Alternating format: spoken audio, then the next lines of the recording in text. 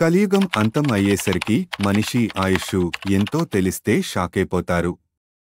వేదాలను అనుసరించి మొత్తం 4 యుగాలు: సత్యయుగం, త్రేతాయుగం, ద్వాపరయుగం, కలియుగం. ఒక్కో యుగాన్ని ఎవరు పాలించారు, వాటి కాలపరిమితి ఎంత, ఇంకా కలియుగం ఎన్నేళ్లుందో తెలుసుకుందాం.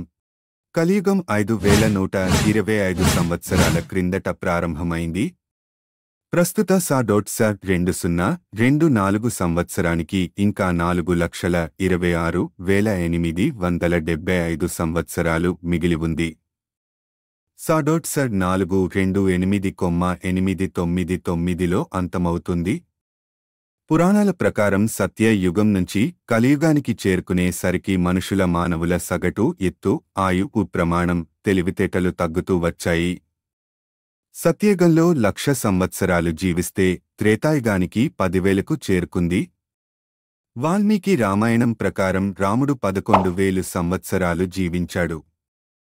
కలియుగంలో అంతా అధర్మమే, అంతా అన్యాయమే. మంచివాళ్లకు చెడు ఎదురవుతూ ఉంటుంది.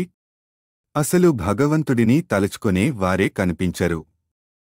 సంసారంలో భార్యాభర్తలు, ధనధాన్యాలు లాంటివన్నీ సులభంగా సమకూరతాయి.